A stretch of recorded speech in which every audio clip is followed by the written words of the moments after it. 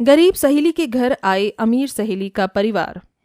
रिया देखो, मैंने कॉलेज में टॉप किया है। ओ वाओ, कांग्रेचुलेशंस पूजा। मैं जानती थी कि मेरी फ्रेंड पूरे कॉलेज में टॉप करेगी। अब तुम देखना रिया, अब मैं बहुत अच्छी जॉब करूंगी और मेरे परिवार की जितनी भी परेशानी है उनको दूर कर दूंगी। मैं भगवान से प्रार्थना करूंगी कि तुम्हें तुम्हारी लाइफ की हर सक्सेस मिलेगी। रिया, लेकिन तुम इतनी उदास क्यों दिख रही हो? पूजा, वो मेरे डैड मुझे आगे की पढ़ाई के लिए कनाडा भेज रहे हैं। ये तो बहुत अच्छी बात है कि तुम आगे की पढ़ाई के लिए विदेश जा रही हो। पूजा, अब मैं 2 साल बाद ही आऊंगी और मैं यही चाहती हूँ कि जब तक मैं वापस आऊं तब तक तुम एक बहुत बड़ी कंपनी में एक बहुत अच्छी पोस्ट पर काम कर रही हो। पूजा और रिया में बेहद ही प्यार था। दोनों कभी भी एक दूसरे के बिना नहीं रही थी। दोनों ही नमी भरी आंखों से एक दूसरे को विदा करते हैं। 2 साल बाद। पूजा बहू, ये ले पैसे, जाकर रात के खाने के लिए कुछ राशन ले आ। तेरे ससुर जी और पति के आने का भी समय हो रहा है। माँ जी, इतने पैसों में सबके लिए क्या ही बना पाऊंगी मैं? इन पैसों में जितना राशन आएगा उतने में तो हम सब पेट भर के खाना भी नहीं खा पाएंगे। बहू, तू तो जानती है ना, हमारी इतनी कमाई कहाँ कि हम किसी भी दिन पेट भर के खाना खाएं। कोई बात नहीं माँ जी, हम सब थोड़ा थोड़ा खा लेंगे। माँ, लो, मैंने पड़ोस वाली काकी के कपड़े सिल दिए, आप उन्हें दे आओ और उनसे पैसे ले लेना।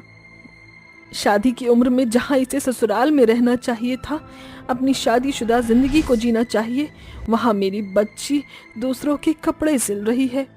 माँ, मैं क्या आप लोगों पर बोझ हूँ जो आप बार बार ऐसा बोलती हो? मेरी शादी जब होनी होगी तब हो जाएगी। पूजा का ससुराल बहुत गरीब था, जिस वजह से इन लोगों को कभी कभी 2 वक्त की रोटी भी नसीब नहीं हो पाती थी। पूजा का पति रंजीत और ससुर मोहन मजदूरी किया करते थे, जिस वजह से घर में सिर्फ इतने ही पैसे आ पाते थे जिससे ये लोग खाना खा सकें। इतनी गरीबी होने के कारण अनीता अपनी इकलौती बेटी की शादी भी नहीं करा पाती है। उनके दिन गरीबी में निकल ही रहे होते हैं कि एक दिन। क्या हुआ, आप दोनों आज इतनी जल्दी कैसे आ गए? हम जिस बिल्डिंग की साइड पर काम कर रहे थे, आज उसका काम पूरा हो गया है, इसलिए हम आज जल्दी आ गए। अब हमें जल्द से जल्द दूसरा काम ढूंढना पड़ेगा, वरना हमारा घर कैसे चलेगा? जो 2 वक्त की रोटी हम खाते हैं वो भी हमें नसीब नहीं होगी। मोहन और रंजीत दोनों के काम छूट जाने पर घर की परेशानी और बढ़ जाती है। भाभी, बहुत भूख लग रही है, कुछ खाने को है क्या? आरती, घर में राशन का एक दाना भी नहीं है। जब से बाबूजी और इनका काम छूटा है तब से खाने की घर में और भी तंगी हो गई है। भाभी, मैं एक काम करती हूँ, किराने की दुकान से कुछ राशन उधार ले आती हूँ। हमने उनसे पहले ही बहुत ज्यादा उधार कर लिया है, मुझे नहीं लगता कि वो अब हमें उधार कुछ भी सामान देंगे। पूजा से अब अपनी घर की ऐसी हालत देखी नहीं जाती, इसलिए अब वो मंदिर के बाहर पूजा का सामान बेचना शुरू कर देती है। और ऐसे ही कुछ दिन बीत जाते हैं। पूजा सामान बेच ही रही होती है कि उसके सामने एक बहुत बड़ी गाड़ी आकर रुकती है। देखने से वो गाड़ी बहुत ज्यादा महंगी लग रही होती है। पूजा गाड़ी को देख ही रही होती है कि तभी उस गाड़ी से उसकी बचपन की सहेली रिया निकलती है, जिसे देखकर वो हैरान हो जाती है और रिया भी पूजा को देख लेती है। रिया, पूजा, तू कैसी है रिया? और तू कनाडा से वापस कब आई? मैं ठीक हूँ, तू कैसी है? और तू मंदिर के बाहर क्या कर रही है? मैं यहाँ पूजा का सामान बेचती हूँ। लेकिन तू ये सब क्यों कर रही है? तूने तो कहा था ना कि तू एक बहुत बड़ी कंपनी में काम करेगी। रिया, हालात सब सिखा देते हैं। जब तू अपनी आगे की पढ़ाई के लिए कनाडा चली गई थी, उसके कुछ ही दिनों के अंदर माँ बाबा ने मेरी शादी करा दी थी। बाबा की तबीयत बहुत ज्यादा खराब रहने लगी थी। वो जीते जी मेरा घर बसता हुआ देखना चाहते थे, जिस वजह से मुझे शादी करनी पड़ी। लेकिन मेरी शादी के कुछ ही दिनों के अंदर ही बाबा की मृत्यु हो गई और इसके बाद माँ भी अपने गांव चली गई। तो ये कारण था। जब मैं कनाडा के बाद तेरे घर आई तो तेरे घर पर ताला लगा हुआ था। मैंने सबसे पूछा तेरे बारे में, लेकिन किसी को कुछ भी पता नहीं था कि तू कहाँ है। मैंने तुझे बहुत ढूंढा, लेकिन तू मुझे नहीं मिली। कनाडा से वापस आने के बाद मेरे डैड ने भी मेरी शादी कर दी थी और आज मैं अपने परिवार के साथ मंदिर आई थी। मुझे नहीं पता था कि मेरी तुझसे मुलाकात ऐसे होगी। दोनों सहेली रोते हुए एक दूसरे के गले मिलती हैं। रिया बहू, ये कौन है? माँ जी, ये मेरी बचपन की सहेली पूजा है। अच्छा, तो आप हैं पूजा। रिया हमेशा मुझसे आपकी ही बातें किया करती थी, आज आपको देख भी लिया। अब ऐसे ही बात करेगी या मुझे अपने ससुराल भी लेकर जाएगी? मुझे भी तो मेरे जीजू देखने हैं। तूने तो अपने जीजू देख लिए। रिया की बात सुनकर पूजा घबरा जाती है। वो सोच में पड़ जाती है कि कैसे वो अपने गरीब ससुराल में अपनी अमीर सहेली के अमीर ससुराल वालों को लेकर जाए, लेकिन वो अपनी सहेली को मना नहीं कर पाती। जिसके बाद पूजा रिया और उसके परिवार को अपने घर ले आती है। बहू, ये सब कौन है? माँ जी, ये मेरी बचपन की सहेली रिया है और ये उसकी ससुराल वाले हैं। आइए आइए, आप सब खड़े क्यों हैं? बैठिए। अपनी सहेली का एक कमरे का ससुराल देखने पर रिया को सब कुछ पता चल जाता है कि पूजा का परिवार किस परेशानी में रह रहा है। उसको ये सब देखकर बहुत बुरा लगता है। पूजा, तू तो पढ़ने में इतनी ज्यादा अच्छी थी, तू तो कॉलेज और स्कूल की टॉपर थी ना, तो तू ये क्या कर रही है? पूजा अपने घर के सारे हालात को रिया को बताती है, जिससे सुनकर रिया कहती है, पूजा, तेरे साथ इतना सब कुछ हो गया और मुझे कुछ पता भी नहीं चला। अब तो किसी भी बात की फिक्र मत कर मेरी सहेली, क्योंकि अब तेरी सहेली आ गई है। मेरे हस्बैंड की कंपनी में डीएम की पोस्ट खाली है। क्योंकि इस पोस्ट लायक अभी तक मेरे हस्बैंड को कोई नहीं मिला है, इसीलिए मैं चाहती हूँ कि तू इस पोस्ट पर आए और मेरे हस्बैंड की कंपनी में काम करे। लेकिन रिया, मैं कैसे करूंगी? पूजा, तू ही ये काम कर सकती है। मैं जानती हूँ तू बहुत होशियार है और तेरे अलावा कोई इस पोस्ट को अच्छे से हैंडल नहीं कर सकता। रिया के बार बार कहने पर पूजा इसके लिए मान जाती है और कंपनी में जाकर काम करने लगती है। रिया पूजा के हस्बैंड को भी कंपनी में काम पर लगवा देती है। देखते ही देखते कुछ ही महीनों में पूजा के घर के हालात ठीक हो जाते हैं और वो सब एक कमरे के घर से बाहर निकलकर एक बड़े घर में शिफ्ट हो जाते हैं। भाभी, मुझे आपसे कुछ कहना था। हाँ बोलो देवर जी। वो पूजा भाभी की नंद है ना, आरती, मुझे वो बहुत पसंद है। मैं उससे शादी करना चाहता हूँ। क्या सच में? रिया खुशी से पूजा के पास जाती है और उसे सारी बात बताती है, जिसे सुनकर पूजा और उसका सारा परिवार बहुत खुश हो जाते हैं। क्या सच में रिया? मुझे ये रिश्ता मंजूर है। रिया, थैंक यू सो मच। तूने जो भी मेरे और मेरे परिवार के लिए किया है ना, उसको मैं कभी भी नहीं भूल सकती हूँ। बस बस, अब तू ये सब बोलकर ना मुझे पराया मत कर। देखते ही देखते कुछ ही दिनों में आरती की शादी रोनी से हो जाती है और अब पूजा का परिवार खुशी खुशी रहता है। नताशा और बिंदु दोनों ही बहुत अच्छी सहेलियां थीं। वो दोनों हमेशा एक साथ ही रहती थीं। हमेशा की तरह आज भी वो दोनों नताशा के घर पर खेल रही थी कि तभी बिंदु की माँ ममता उसे लेने के लिए आई। बिंदु, चलो बेटा, बाबा बुला रहे हैं। चल नताशा, अब मैं चलती हूँ। नहीं। इससे पहले बिंदु कुछ बोलती, वहां नताशा की माँ कोयल आ गई। चलो नताशा, अब इस भिखारी लड़की को यहाँ से जाने दो। मम्मी, आप बिंदु को ऐसे मत बोलिए। तू चुप कर। मेरा मतलब, माय बेबी गर्ल, अब तुम्हारी भी कुछ देर आराम का समय है, तो तुम अब इसे भी घर जाने दो। बेचारी बिंदु सहम गई और वहां से जाने लगी। तभी, एक मिनट रुक बिंदु। नताशा ने अपनी गुड़िया निकाली और बिंदु के हाथ में दे दी। बिंदु, तू मेरी मम्मी की बात का बुरा मत मानना। ये ले, तू मेरी गुड़िया ले ले। ठीक है। इससे पहले कोयल कुछ बोलती, बिंदु की माँ ममता वहां अंदर आ गई। अरे बिंदु, चलो, और ये गुड़िया नताशा को वापस करो। नहीं आंटी, ये मैंने ही बिंदु को दी है। ऐसा क्या? तुम्हारा शुक्रिया। चलो बिंदु, बाबा इंतजार कर रहे हैं। ममता बिंदु को वहां से ले गई। कोयल मन ही मन जलकर राख हो चुकी थी, लेकिन ना वो अपनी बेटी को कुछ बोल सकती थी और ना ही बिंदु या उसकी माँ को। इसी तरह समय बीत गया और दोनों ही लड़कियां अपनी 12वीं कक्षा में आ गई। समय के साथ साथ बिंदु और नताशा की दोस्ती और भी ज्यादा गहरी हो गई थी, जिसे देख कोयल अपने पति विनोद से बोली, सुनिए जी, मुझे आपसे नताशा के बारे में कुछ बात करनी है। बोलो।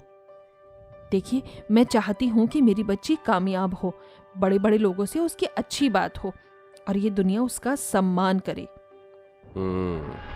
हाँ, तो मैं उसे इस माहौल से निकालकर कहीं और भेजना चाहती हूँ। मैं चाहती हूँ कि आप नताशा की पढ़ाई की बात अमेरिका में करो। इतनी दूर? हाँ, इतनी ही दूर। मैं चाहती हूँ कि ये बिंदु नाम की बला उससे इतनी दूर हो जाए कि वो उसके ख्यालों में भी ना रहे, और ऐसा करने के लिए हमें अपनी बच्ची को इतनी दूर ही भेजना पड़ेगा।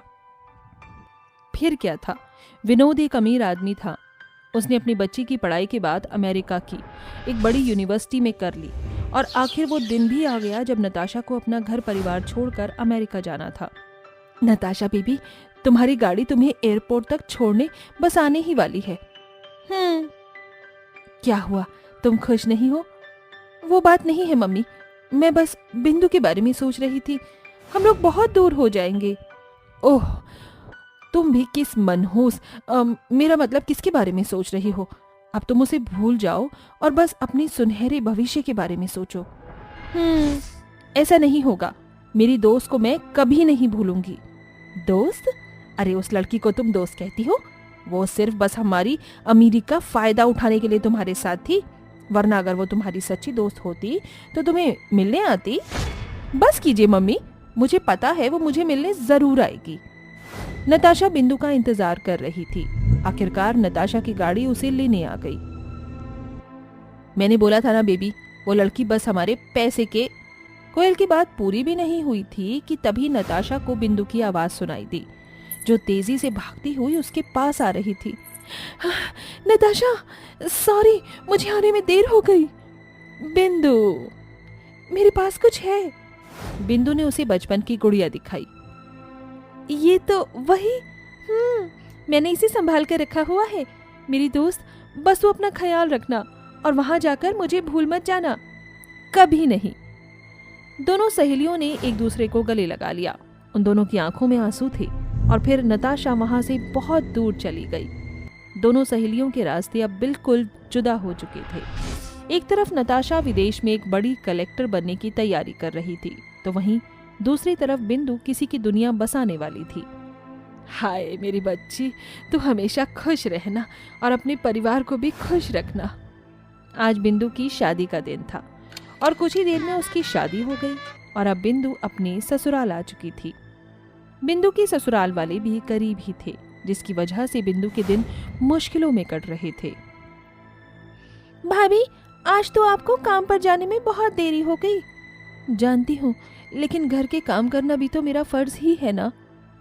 बिंदु अपने घर के कामों से निपटकर दूसरे लोगों के घर में झाड़ू पोंछा करने चली गई। बिंदु अपने घर को चलाने के लिए यही काम किया करती थी। उसका पति और ससुर एक छोटी सी चाय की दुकान चलाते थे।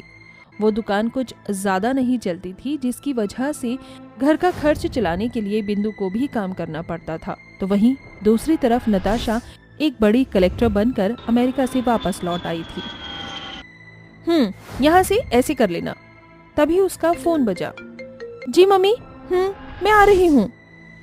नताशा पूरी बदल चुकी थी। उसकी आंखों पर काला चश्मा था और उसके दोनों तरफ दो पुलिस वाले। एक तरफ एक दोस्त की जिंदगी में सारे सुख थे, तो वहीं दूसरी तरफ एक मुश्किल हालातों से जूझ रही थी। आखिरकार आज का भी काम खत्म हो गया। एक तरफ बिंदु अपना काम करके घर लौट रही थी, तो वहीं दूसरी तरफ नताशा बिंदु को ढूंढ रही थी। मैं अपनी बचपन की सहेली से मिलना चाहती हूँ, लेकिन मैं नहीं जानती हूँ कि वो कहाँ रहती होगी। जो भी हो, मैं उसे ढूंढ ही लूंगी। अगली सुबह बिंदु बाकी दिनों की तरह ही अपने काम पर जाने की तैयारी कर रही थी कि तभी उसे गाड़ी के हॉर्न की आवाज सुनाई दी। ऐसा लगा जैसे कोई दरवाजे पर ही हॉर्न बजा रहा है। शायद वहम होगा। तभी फिर से आवाज आई। मुझे देखना चाहिए। बिंदु बाहर गई तो इसने घर के दरवाजे पर एक गाड़ी को खड़े हुए देखा। कौन है और क्यों हॉर्न बजा रहा है? बिंदु के ऐसा बोलते ही गाड़ी से नताशा बाहर आई। सरप्राइज! नताशा! हाँ, मैडम, तूने इतनी बड़ी कलेक्टर से पूरा शहर छनवा दिया। जानती है, अमेरिका से आकर सबसे पहले मैं तेरे ही पास आने वाली थी। तभी बिंदु आकर उसके गले लग गई। तू अंदर आ। बिंदु नताशा को अंदर ले गई और उसे अपने नए परिवार से मिलवाया। नमस्ते आंटी। नमस्ते। तुम दोनों बैठकर बातें करो, मैं चाय लेकर आती हूँ। अपनी सहेली के घर की हालत देखकर नताशा सब समझ गई। बिंदु की सास ने उन्हें चाय और बिस्किट लाकर दिए और फिर वो दोनों अपनी बचपन की बातें करने लगी। बिंदु, चल, बहुत देर हो गई, अब मुझे जाना होगा, थोड़ा सा काम है। ओके कलेक्टर साहब, ये ले मेरी तरफ से छोटा सा तोहफा। अरे ये क्या? तू खुद ही देख लेना। और हाँ, अब से तुझे किसी और के घर जाकर झाड़ू पोछा करने की कोई जरूरत नहीं है। ये ले। नताशा ने बिंदु को अपनी कंपनी का एक कार्ड दिया। ये क्या है? तेरी सहेली बस कलेक्टर ही नहीं, एक बड़ी कंपनी की मालिक भी है और मैं तुझे उस कंपनी की मैनेजर बनाती हूँ।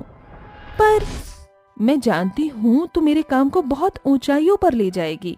कल टाइम से आ जाना और हाँ, मेरे जीजा जी को भी लेकर आना। नताशा वहां से चली गई। बिंदु ने अपनी नौकरी के बारे में अपने घर वालों को बताया तो वो भी बहुत खुश हुए। अब बिंदु और उसका पति दोनों ही नताशा की कंपनी में काम करते थे। उनके हालात भी पूरी तरह सुधर चुके थे और अब सब कुछ ठीक हो चुका था।